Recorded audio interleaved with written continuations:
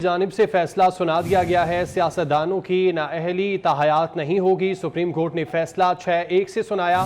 Article 62(1)(f) کے تحت تاحیات نااہلی کا عدم قرار دی گئی۔ سابق اٹارنی جنرل عرفان قادر صاحب ہمارے ساتھ موجود ہیں۔ عرفان صاحب، بہت شکریہ آپ کا وقت دینے کے لیے۔ کیسے دیکھتے ہیں آپ اس فیصلے کو؟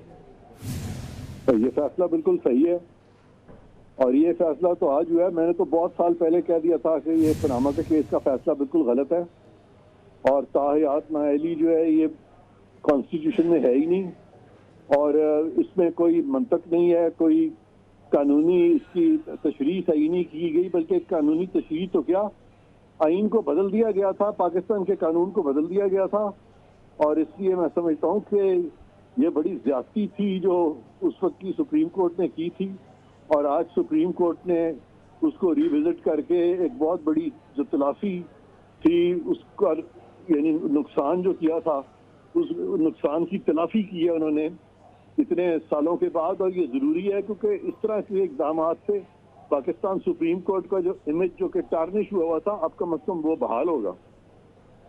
اچھا عرفان صاحب، اب نااہلی کی مدت 5 سال کی گئی ہے۔ نواز شریف 5 سال سزا بھوگ چکے ہیں، اب وہ بھی الیکشن لڑنے کے لیے اہل قرار دیے گئے ہیں۔ کیسے دیکھتے ہیں اس کو آپ؟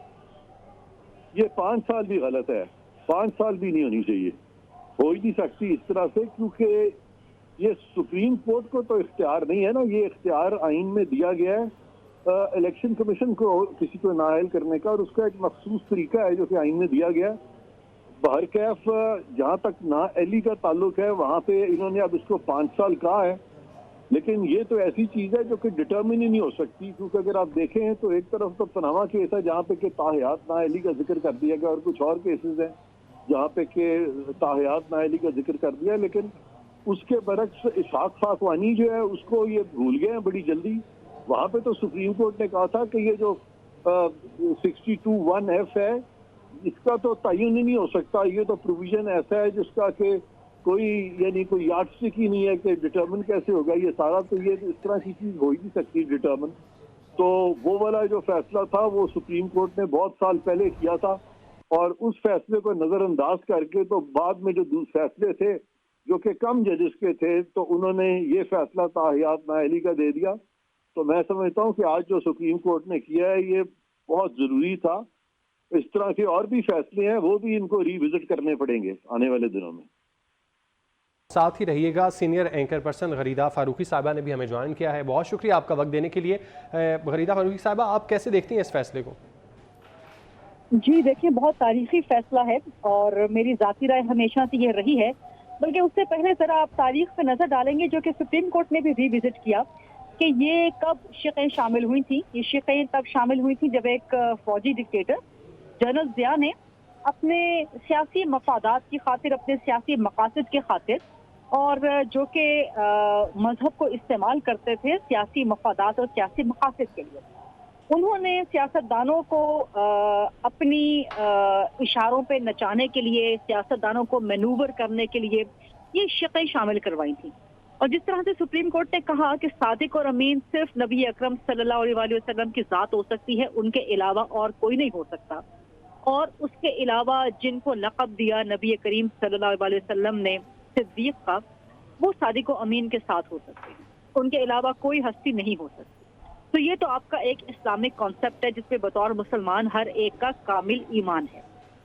تو اسی کانسیپٹ کو سامنے رکھتے ہوئے کوئی عام بشر، کوئی عام فرد اس معیار کی خاک کو بھی نہیں چھو سکتا۔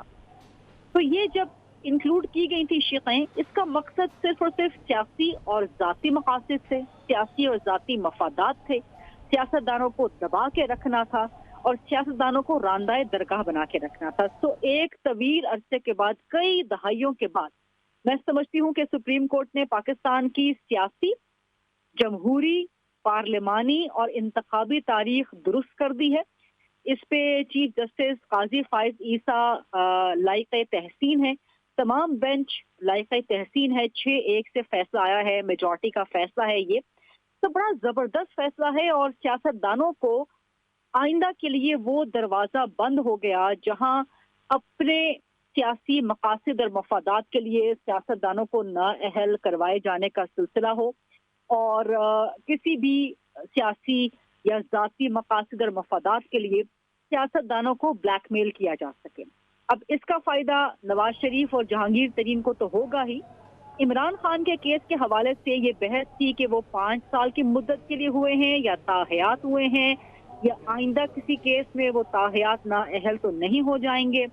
तो इमरान खान को भी इससे फायदा होगा। नवाज शरीफ मुस्तफीद हुए, जहांगीर तरीन मुस्तफीद हुए, इमरान खान इससे फायदा हासिल कर सकते हैं। और आइंदा के लिए इमरान खान को भी, उनको भी शुक्र अदा करना चाहिए कि काजी फाइज ईसा ने एक ऐसा फैसला दिया है जो सिर्फ मखसूस सियासतदानों को फायदा नहीं देगा, फायदा देगा वो।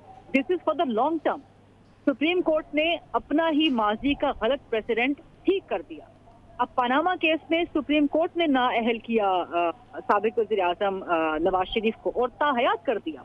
और जैसे कि सुप्रीम कोर्ट में अभी बहस हो रही थी कि सादिक और अमीन तो सिर्फ एक पाक और शफाफ हस्ती नबी करीम सल्लल्लाहु अलैहि वसल्लम की हो सकती है, उसके अलावा छोटी मोटी बातें ऐसी हैं जिनको बुनियाद बना के सियासतदानों को ताहयात नाअहल कर दिया जाता था। तो मेरा तो पॉइंट ऑफ व्यू हमेशा से वही था जो कि सुप्रीम कोर्ट में अब डिबेट हुआ। जनाब चीफ जस्टिस साहब ने इसको डिबेट किया और अब मैं समझती हूँ ये पाकिस्तान की सियासी, पार्लिमानी, इंतखाबी और जमहूरी तारीख के लिए बड़ा अच्छा फैसला है, बड़ा मुस्बत फैसला है। अब कम से कम जो नाअहली की तलवार रखती थी सर के ऊपर, कभी एक वज़ीर आज़म को नाअहल कर दिया, कभी दूसरे को नाअहल कर दिया, माजी में पीपल्स पार्टी के वज़ीर आज़म नाअहल होते रहे, तो ये तमाशा अब बंद होगा।